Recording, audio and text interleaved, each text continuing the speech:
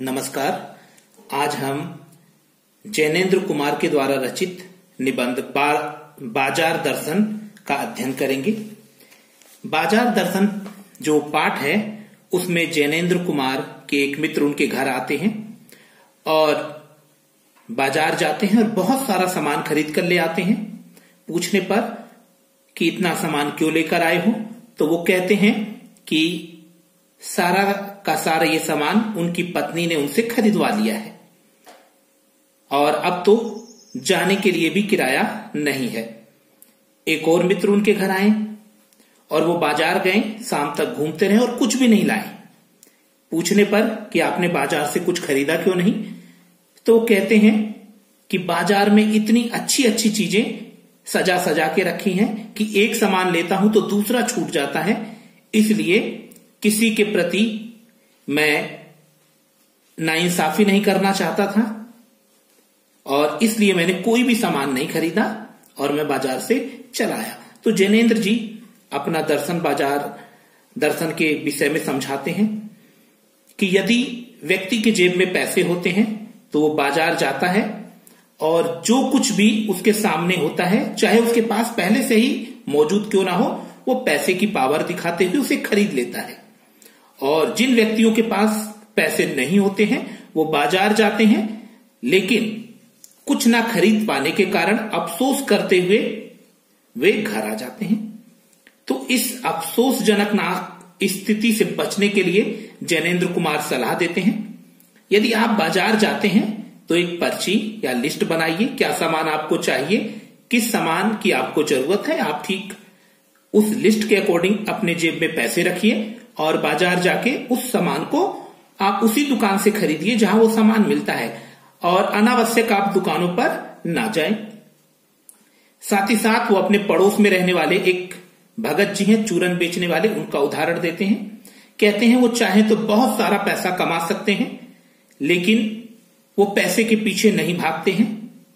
अगर वो अपने चूरन को पैटेंट करा ले तो व्यावसायिक कंपनियां, व्यापारिक कंपनियां उन्हें लाखों रुपए दे, लेकिन वो ऐसा कुछ नहीं करते हैं। वो सिर्फ बाजार से घूमते हुए जाते हैं और जहां पर चूरन की सामग्री बनाने की वस्तुएं मिलती हैं वहां से वो सामान लेते हैं, क्योंकि उनके जेब में लिस्ट पड़ी होती है और उसके बाद उस लिस्ट के अकॉर्डिंग वो सामान लेकर पूरे बाजार को आशीर्वाद देते हुए चले आते हैं। अर्थात भगत जी सिर्फ बाजार से अपने आवश्यकता का सामान ही लेते हैं, अनावश्यक वस्तुएं नहीं लेते हैं और उसके बाद चूरन बनाकर वे बच्चों को बांटते हैं और जितनी उनको पैसे की जरूरत है 6 आने की, वो उतना वो कमाते हैं और उसके बाद सारा चूरन बच्चों में मुफ्त बांट देते हैं। चूरन भी उनका हाथों हाथ बिक जाता है, लोग उनके चूरन के लिए काफी इंतजार भी करते हैं और उनका चूरन पॉपुलर भी बहुत है। चाहे तो हजारों रुपए कमाए लेकिन वो ऐसा नहीं करते, सिर्फ बाजार से जरूरत का सामान लेते हैं और बाजार से सिर्फ जरूरत के ही पैसे कमाते हैं। ये बाजार दर्शन हमें शिक्षा देता है कि हम अगर बाजार जाते हैं तो अपनी जेब में सामग्री जो भी हमें खरीदनी है उसकी लिस्ट बना के लेकर जाएं, सीमित पैसे लेकर जाएं और जिस दुकान पे वो सामान मिले उसको खरीदें और उसके बाद अपना घर चले आएं। अगर हमारा मन खाली होगा और जेब भरी होगी तो ऐसी स्थिति में बाजारवाद का जादू हम पर चढ़ जाएगा और हम अनावश्यक वस्तुएं खरीदने लग जाएंगे और घर आने पे पता चलेगा कि ये हमने बेफजूल की वस्तुएं खरीद ली हैं और ये हमें सुख देने की अपेक्षा दुख ही प्रदान कर रही हैं। तो इस तरीके से कई बार हमें बाजार का ये जो प्रलोभन है, ये जो जादू है, हमारे लिए कष्टकारक भी हो जाता है और हम अपने माँ बाप को भी कोसने लगते हैं कि हमारे माँ बाप के पास हमें देने के लिए कुछ भी नहीं है और हम ऐसे घर में क्यों पैदा हुए। इस तरीके से जैनेन्द्र कुमार ने बहुत ही सुंदर तरीके से बाजार दर्शन पाठ को डिफाइन किया है और अगर हम अंत में कुछ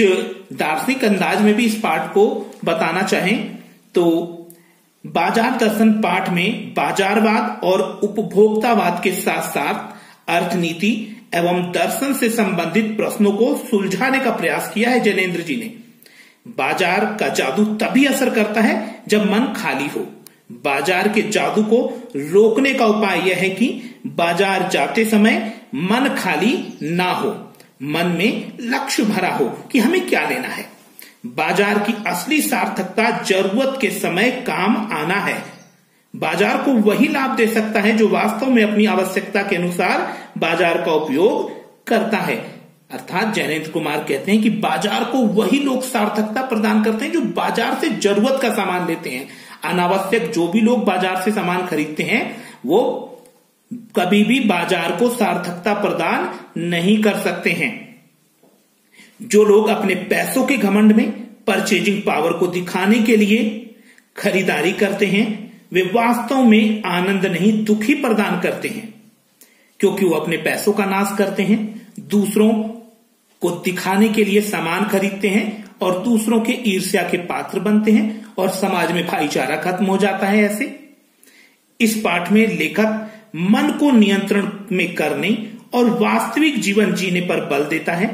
भगत जी का उदाहरण हमारे लिए महत्वपूर्ण है, तभी हम इस जगत में जीवन का सही अर्थ जान पाएंगे। अर्थात बाजार से जरूरत का सामान खरीदें, दिखावे का सामान ना खरीदें। और साथ ही साथ लेखक कहता है बाजार से भगत जी जैसे लोग ही बाजार को सार्थकता प्रदान करते हैं, जो बाजार से जरूरत का सामान लेते हैं और अनावश्यक वस्तुएं बाजार से नहीं लेते।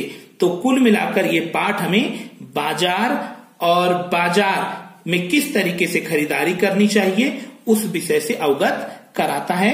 धन्यवाद।